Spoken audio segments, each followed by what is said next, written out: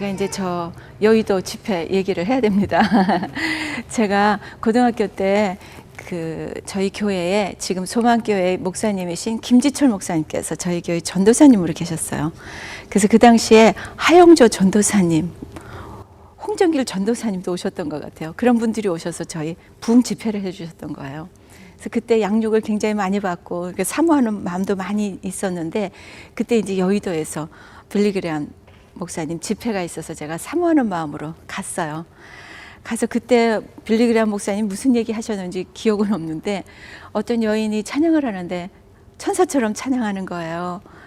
저는 노래를 사람 앞에서 해본 적도 없고 제가 노래한다는 생각은 하지도 못했지만 음악을 굉장히 좋아하기 때문에 많이 듣고 그랬어요. 그래서 그 당시에는 이렇게 판이고 이런 게 이렇게 귀하기 때문에 카세트 라디오 있잖아요. 거기서 이제 FM에서 마리아 칼라스가 무슨 노래를 합니다. 그러면 딱 눌렀다가 녹음해서 듣고 또 듣고, 그래서 그렇게 참 좋아는 했지만 제가 한다는 건 생각도 못 했는데, 그 여인이 찬양하는 모습을 보면서 제 마음속에 제가 스스로 가질 수 있는 소원은 절대로 아니고 하나님께서 그렇게 아주 스트롱하게 저한테 소원을 주셨는데, 그게 아까 말씀하신 나도 저 사람처럼 저렇게 찬양할 수 있으면 얼마나 좋을까 하는 마음에 큰 그런 소원이 생겼어요. 근데 그 소원이 제가 어떻게 컨트롤 할 수 없는, 그냥 너무너무 그냥 강렬하게 저한테 이렇게 소원을 주셔가지고요. 제가 저희 엄마한테 찾아가서 엄마 내가 성악가를 가야겠다 그랬어요. 얘네 제 생각에 그때 이렇게 찬양을 잘하려면 제일 좋은 학교 가서 제일 좋은 훈련을 받고 제일 좋은 소리로 찬양을 해야겠다는 그런 마음도 같이 주셨어요. 그래서 이제 엄마한테 그랬더니, 보통 엄마들은 다 얘가 정신이 없구나, 고등학교 때 예능을, 그것도 노래를 시작하면 그거는 말이 안 되죠. 다 어렸을 때부터 해야 되는데. 근데 우리 엄마가 옛날에 어렸을 때 피아노를 쳤어요. 그래가지고 미국에 유학 오시려고, 지금 84세인데 I-20 폼을 다 받아놓고 그러다가 6.25가 터져서 공부도 못하고 9살 차이 나는 나이 많은 사람한테 그냥 시집을 가버렸어요. 17살 때 시집을 갔어요. 그래서 평생을 그 공부 못한 그런 한이 있다가, 제가 음악을 한다니까 우리 엄마가 너무 좋아가지고요, 저를 데리고 서울대학교에 이인영 교수님을 찾아갔어요. 그 이인영 교수님은 지금 저 시 외삼촌이 되셨는데요, 저희 시댁과 저희 친정 엄마하고는 어려서부터 한 동네에서 형제처럼 지냈어요. 저희 엄마가 이인영 교수님 반주 다 해주고 그랬거든요. 그래서 선생님을 찾아갔는데 선생님이 이제 시험을 해오는 거예요. 근데 이 성악은요, 어디서 잘못 배워오면 그걸 고치기가 너무 힘들어요. 그래서 아예 저처럼 아예 안 배우고 오면은 가르치기가 그것보다는 좀 쉽다 그래요. 그래서 음감도 있고 그런데 이제 노래는 생판 안 해봤는데 선생님께서 그래 그럼 한번 해보자 그러셨어요. 근데 이제 저를 가르쳐 주시는데 제가 하도 노래를 못하니까 선생님이, 야 미경아, 네가 니네 엄마만큼만 불러도 내 참 가르치기 쉬울 텐데 그러셨어요. 그리고 제가 친구들한테도 극비로 몰래 레슨을 받았어요. 아이들이 알면은 저 노래 시키잖아요, 공부 시간에. 고등학교 때 그러잖아요. 제가 노래 사람들 앞에서 해본 적이 없기 때문에 그게 제일 두려운 거예요. 그래서 극비로 이제 레슨을 받고 있었는데, 고등학교 3학년 됐는데 학교에서 오디션을 열어준 거예요. 음대 간 학생들. 그래가지고 이제 대학 교수님들이 심사위원으로 오셔서 제가 이제 선택의 여지 없이 고3 때 이제 가서 노래를 하게 됐는데, 못했죠. 그때니 제 노래 끝났는데 심사위원 교수님께서 지금 방금 노래한 학생은 발성법이 아주 잘못됐으니까 선생님을 옮기라 그러더라고요. 그래서 제가 이인영 교수님께, 여자 선생님께 배우고 싶다 그랬더니 조수미를 길러낸 이경수 교수님을 소개해 주셨습니다. 이경수 교수님은 호랑이 선생님으로 아주 유명한 선생님이세요. 공부를 연습을 안 해가면은 선생님한테 야단 맞을 생각에, 옛날에는 열쇠구멍 있잖아요. 그 열쇠구멍으로 들여다보고 선생님이 무드가 안 좋다 그러면 손이 떨려서 이게 문을 못 열어요. 그만큼 무서운 선생님인데 제가 얼마나 노래를 못합니까? 근데 그냥 열심히 하니까 선생님께서 막 화가 막 이렇게 나도 이렇게 화를 쏟아내지 못하시고 저를 딸처럼 그렇게 또 레슨 끝나면 인생 얘기도 해주시고 이렇게 굉장히 사랑을 해주셨어요. 그런데도 제가 워낙 못하니까 선생님이 저보고 포기하라 그러셨습니다. 예, 서울대도 안 되고 연대도 안 되고 이대도 안 되고 넌 도저히 안 되겠으니까 그냥 포기해라 그러셨는데, 그거 포기할 수가 없죠. 그 사춘기 때 그 노래는 잘하고 싶은데 잘하지 못하고 그러니까 마음이 많이 힘들잖아요. 그 특별히 이경수 교수님 제자 중에 박종원 한양대 교수 소프라노 아주 잘하는 분 있죠. 그 친구가 저랑 동기예요. 예고 다녔어요. 그래서 레슨하러 가면 그 친구가 노래를 하는데 너무너무 잘하는 거예요. 저는 이제 비교를 할 수가 없죠. 그런데 제 마음속에 나는 지금은 못하지만 언젠가는 잘할 수 있을 거라는 그런 생각이 있었어요. 그래서 이렇게 해왔던 것 같아요. 그리고 기도도 많이 했고요. 근데 오디션을 하고 나서 그 다음날 애들이 다 알아버렸잖아요. 그래서 공부 시간에 선생님 미경이 노래 시켜요. 그래서 뭐 박수치고 그래서 제가 노래를 안 할 수가 없어요. 제가 선생님 앞에서는 노래를 해봤는데 어디 가서 해본 적이 없거든요. 그래가지고 안 할 수가 없어서 일어나서 노래를 하는데 무슨 노래를 해야 될지도 모르겠고 그래서 언뜻 생각난 게 세모시 옥색치마를 부르는데 그걸 부르다가 몇 소절 못 부르고 그냥 주저앉아 버렸어요. 그러니까 얼마 전에 제가 수술하고 친구들이 다 모였는데 저보고 그러더라고요. 네가 그때 새소리로 앵앵앵앵 노래하는데 제가 음대 간다 그래서 애들이 다 놀랬다는 거예요. 그런데 서울대학을 갔다 그래서 다들 놀랬다 그래요. 그 아주 예민한 사춘기 때인데 그 다음날 사실은 학교 가기가 쉽지 않았을 텐데 제 마음속에 하나님이 그런 마음도 주셨어요. 나는 지금은 못하지만 언젠간 잘한다 이런 마음도 주셔서 그걸 다 이겨나갈 수 있었던 것 같아요. 그래서 그 실기시험 보기 한 열흘 좀 전에 제가 홍콩 독감이라는 아주 심한 감기가 걸렸어요. 매일매일 반주 맞춰보고 연습해야 되는데 제가 할 수 있는 게 기도밖에 없었어요. 아무것도 할 수가 없었어요. 그러니까 제 실력으로도 갈 수 없는데 그 실력마저도 아무것도 할 수가 없었던 거예요. 정말 기도밖에 할 수가 없었어요. 실기시험 보기 전날 이제 선생님 집에서 다 연습을 하고 있는데 제가 말도 못하고 너무 아프니까 그때는 이제 통행금지 시간이 있으니까 선생님이 빨리 영양주사 맞고 통행금지 가기 전에 집에 빨리 가라 그러시더라고요. 그래서 집에서 잠도 제대로 못 자고 그냥 기도만 하는 거예요. 그래서 13시에 시험 보러 갔는데 13시를 3시로 알고 누가 늦게 와서 한 명이 기권을 했어요. 그래서 저희 선생님은 제가 기권한 줄 아셨던 거예요. 근데 제가 끝에서 3번째 이제 시험을 보는데 제가 나가기 전에 이제 나가서 막 발성 연습을 하고 어떻게 했는지도 모르겠어요. 그리고 이제 시험을 보러 갔는데 그때는 시험은 을지로에서 봤어요. 그리고 이제 학교는 관악산에서 다녔는데 그 실기시험을 어떻게 보냐 하면요. 강당에 빨간 막을 쳐놓고 그랜피아노하고 빨간 막 사이에 분필로 동그라미를 쳐놓고 거기서 이제 노래를 하는 거예요. 그러니까 다 외웠으니까 눈 감고 뭐 정신없이 막 불렀어요. 어떻게 불렀는지 모르겠는데 제 마음속에 제 소리가 그 막 뒤에 큰 호를 울리고 제 귀에 들리는데 누가 절 대신해서 노래 불러주는 것 같은 생각을 제가 언뜻 했어요. 근데 뭐 어떻게 했는지 모르고 정신없이 하고 나왔는데 반주해준 언니가 미경아 너 노래 너무 잘했어 그러는 거예요. 그 노래 한 것만도 너무 이거는 놀라운 일이니까 반주자 언니 밤 사맥이고 집에 데려다주고 집에 늦게 왔는데 집에서 난리가 났어요. 이경수 교수님이 지금 벌써 3번이나 전화했으니까 빨리 걸어보라는 거예요. 그 선생님께 전화를 드렸는데 선생님이 이러세요. 미경아, 나 네가 노래 그렇게 잘 부르는 거 처음 들어봤어. 선생님들은요, 다 어느 학교에 누가 있는지 다 아시잖아요. 근데 제가 노래하는데 선생님들이 다 그러시더래요. 교수님들이 이런 애가 있었어. 얘 도대체 어디서 나온 애야? 얘 도대체 누구야? 그러셨대요. 근데 저를 가르쳐준 선생님은 아시죠? 근데 제가 노래를 너무너무 잘 불러가지고요. 아주 우수한 성적에 들어갔어요. 그 당시에는 실기가 아주 탁월하면은요.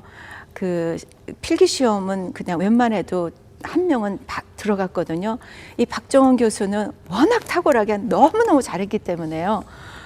이 친구는 당연히 들어가는 거였는데 그날 실력 발휘를 못해서 그 친구는 서울대학 떨어지고요.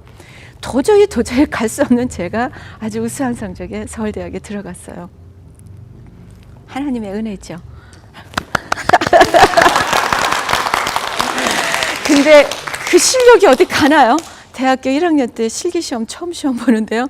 노래 하다가 소리 꺾어지고 그래가지고 너무너무 못 불러서 그 다음날 창피해서 학교를 갈 수가 없는 거예요. 저런 애가 어떻게 서울대학 들어왔나 그럴 거 아니에요. 근데 제가 대학 다니면서 찬양하는 걸 너무 좋아하니까 제가 76학번이에요. 그 당시에는 복음성가라는 게 없었어요. 최기라 전도사님 뭐 이런 분들이 기타 치고 노래했지만 교회 문이 아주 닫혀 있었을 때예요. 근데 어떤 분이 제가 찬양하는 걸 너무 좋아하니까 영락교회 가면 청년부에서 만남의 송가라는 찬양집이 있는데 그거를 거기 가서 사다가 한번 불러보라는 거예요.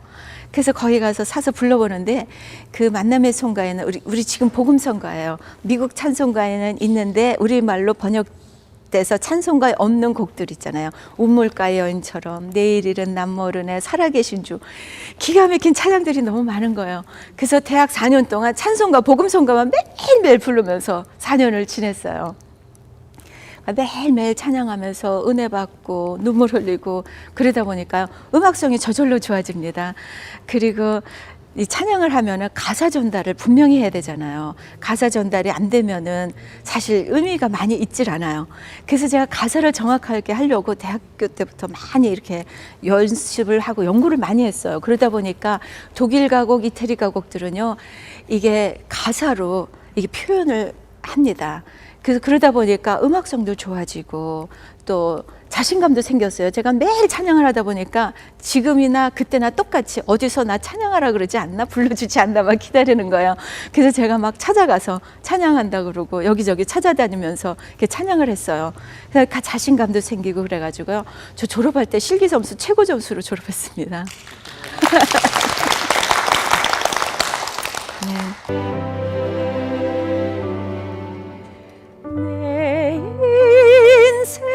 여정 끝내요 강 건너 언덕 이를 때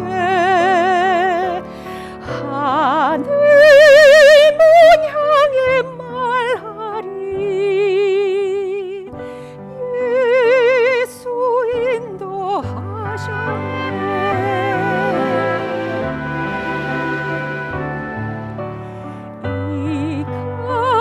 씹어진 생기를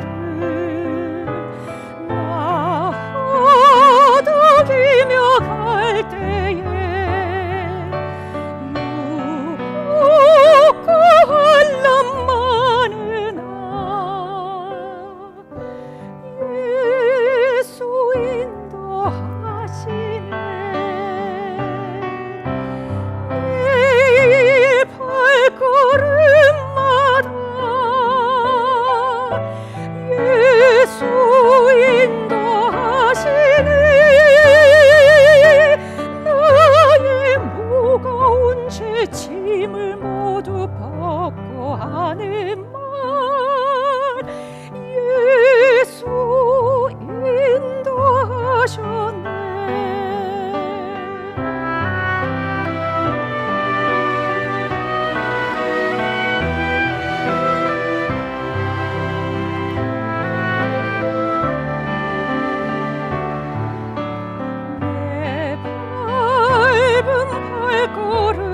발걸음마다 주 예수 보살피시사 승리의 개가 부르며 주를 찬송하리라 매일 발걸음마다 예수 인도하시네 예수 인도하시네 나의 무거운 죄짐을 모두 벗고 하는 말 예수 인도하셨네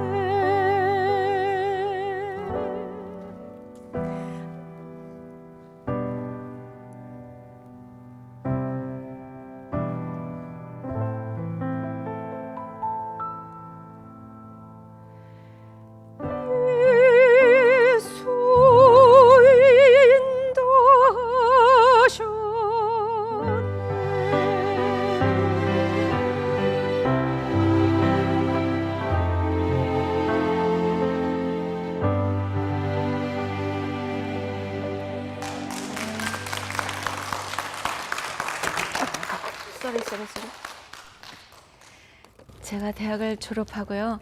그해 여름에 결혼했습니다. 저는 양쪽 부모님이 half arrange입니다. 그 부모님들이 서로 아시니까 둘을 만나게 해주자 그래가지고 그 제가 배우자를 위한 기도를 참 많이 했어요.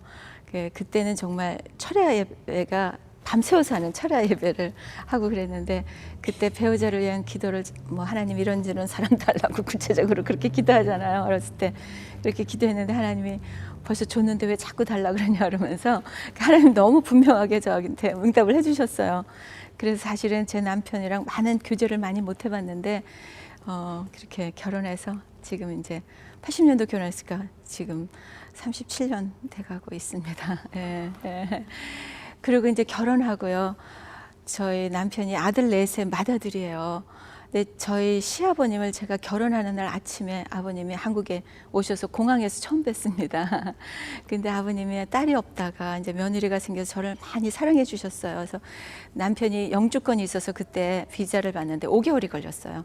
그래서 이제 남편은 이제 공부해야 되니까 결혼하고 일주일 만에 가고, 그리고 저는 이제 비자 나오기 기다리는 중에 저희 시아버님 생신이 있었어요. 그래서 아버님을 기쁘게 해드리려고 제가 그 당시에는 녹음기가 릴 녹음기 있었잖아요. 그쵸? 그거밖에 없었어요. 그거를 제가 빌려다가 제가 다니던 상도동의 조그만 교회에서 찬송가 복음성가를 올겐 반주로 해서 녹음해서 아버님께 그걸 선물로 드렸어요. 그러니까 상태는 별로 안 좋죠. 그렇지만 그 제가 정성스럽게 녹음을 해서 이제 아버님께 보내드렸어요. 그 당시에는 찬송가 테이프라는 게 없었기 때문에 아버님이 너무 그게 자랑스러우셔가지고 수백 장 카세트 테이프에 카피해서 사람들한테 막 나눠주셨습니다. 그게 아버님의 큰 기쁨이었어요. 많이 나눠주고 그랬는데 저희가 이제 미국에서 오래 살다가 96년도에 저희 남편이 엔지니어인데 삼성에서 일하게 돼가지고 갑자기 이제 한국에 들어가게 된 거예요. 그래서 그때부터 이제 거기에 영어 예배부도 있고 하니까 우리 아이들을 위해서 지구촌 교회를 다니게 되었어요. 지구촌 교회에서 성가대 연습을 하고 있는데 하루는 어떤 집사님이 저한테 찾아오더니 어제 친구가 운전하는 차를 탔는데 그 친구는 차만 타면 카세트 테이프 찬송가를 들으면서 은혜 받는데요. 근데 그 테이프이 그 테이프예요. 십몇 년 지났는데 어떻게 그 테이프를 듣는지 모르겠는데 하여튼 그 일을 듣고 또 하나님께서 저한테 소원을 주셨어요. 너무 스트롱하게 소원을 주셨는데 저는 아이들이 어리기 때문에 제가 돌아다닐 수는 없지만 음반을 만들면 이 음반을 통해서 많은 사람들이 하나님을 만날 수 있겠구나, 그런 마음의 소원이 생겨가지고 그때부터 이제 구체적으로 음반을 위해서 기도를 시작했습니다. 그래서 제가 생각하기에 저는 이제 클래식을 전공했고, 그리고 이제 최덕신 집사님이고 신상우 형제고 제 후배예요. 그래서 이분들하고 하면은 너무 좋을 것 같아요. 그래서 이분들을 만나게 해달라 그러면서 아주 정말 적극적으로 이제 구체적으로 기도를 하다가 98년도에 IMF가 터지면서 저희 남편이 애리조나에 직장이 돼서 다시 미국에 오게 됐어요.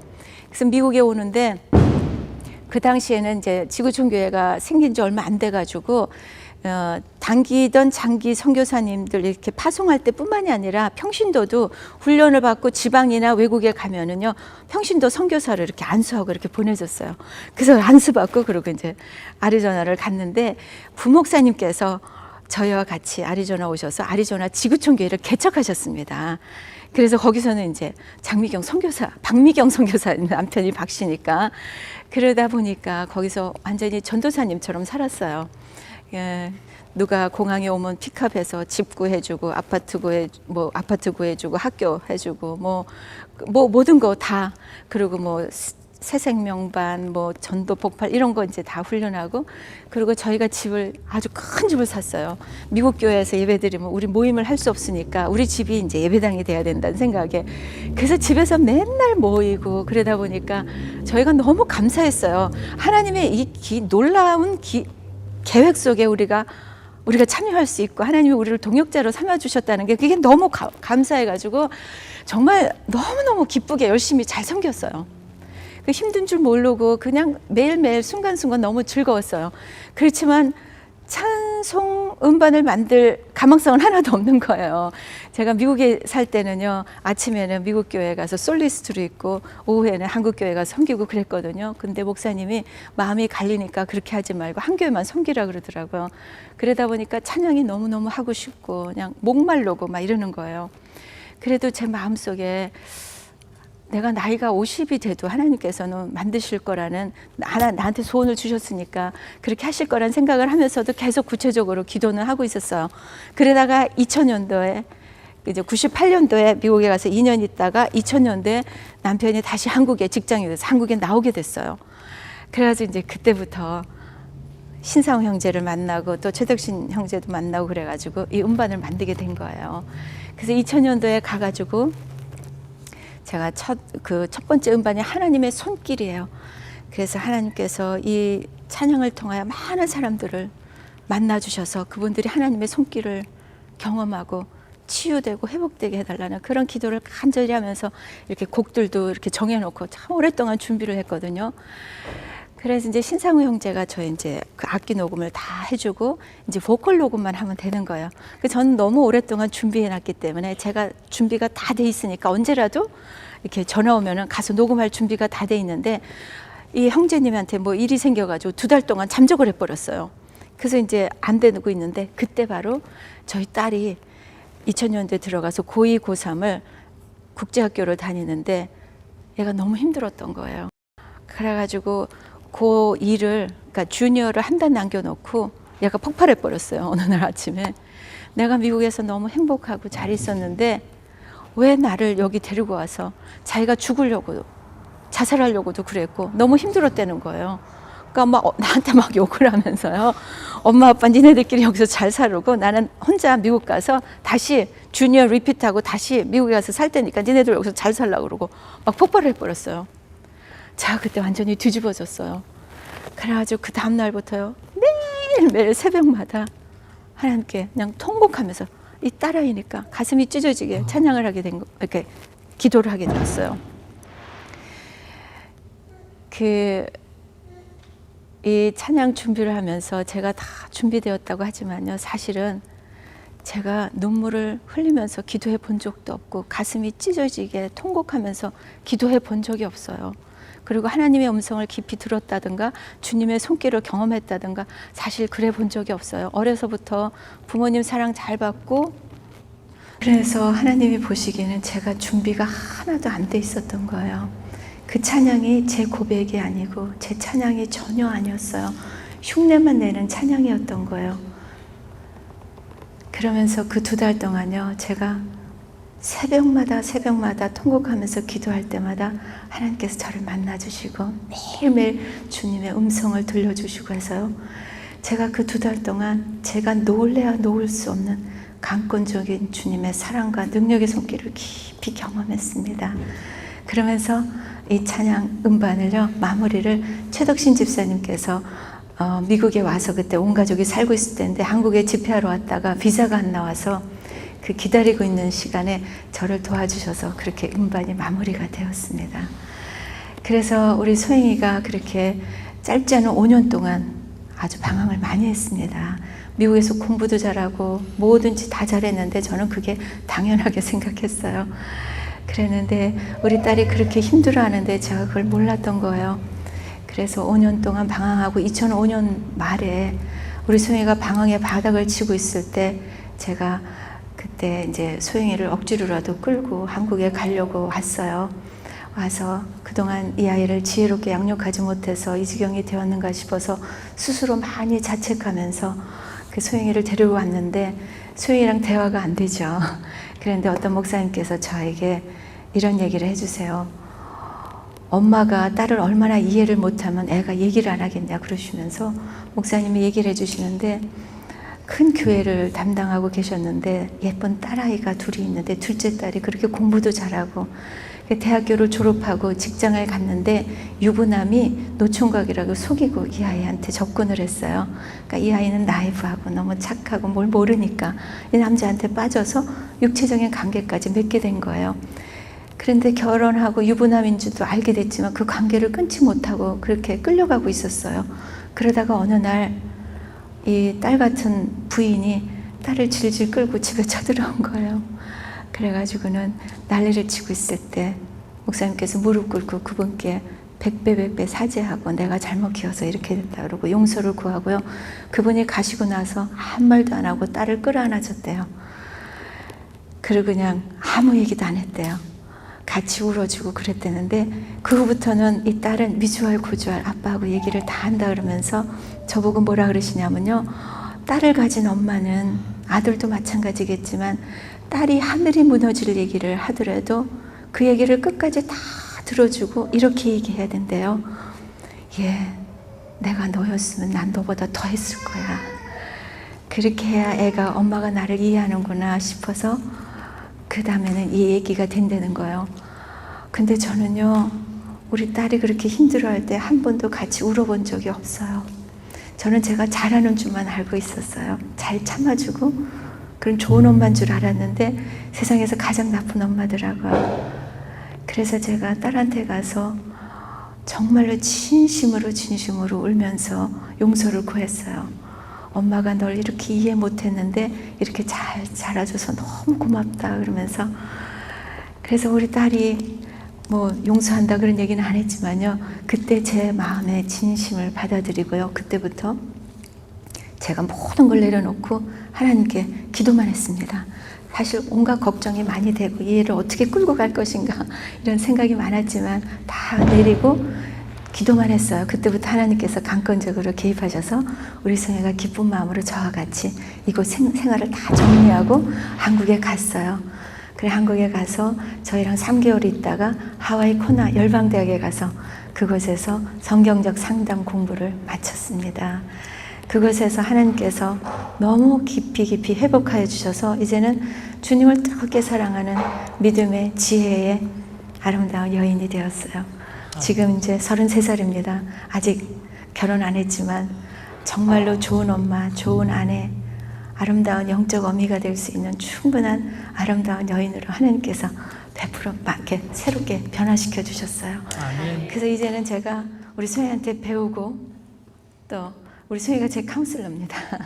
기도 중보자고요. 네, 얼마나 감사한지 모르겠습니다. 이 모든 것이 하나님께서 인도하시고 주님의 은혜인 것을 고백할 수밖에 없습니다.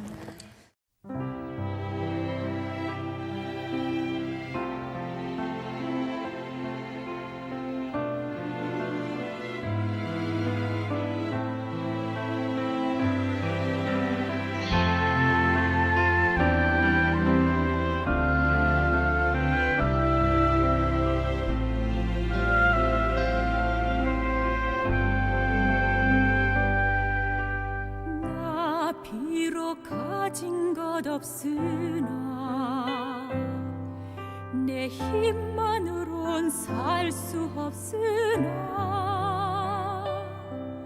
우리 주 예수 나와 동행할 때 그 누구도 부럽지 않으리. 지난 날 어두웠던 내 자신만을 고집했네. 우리 주 예수 내게 임하셔서 내 모든 것을 바꾸셨네. 나 비록 가진 것 없으나 내 힘만으로 없으나 나의 주 하나님 크신 그 사랑으로 나 영원히 누리리.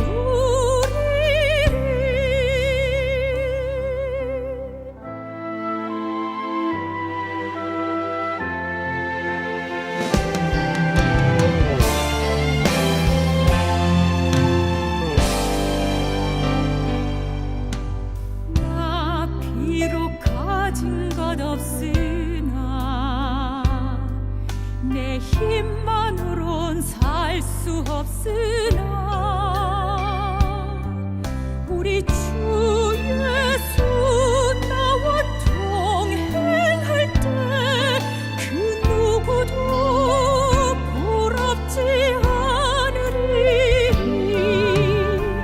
지난 날 어두웠던 내 자신만을 고집했네.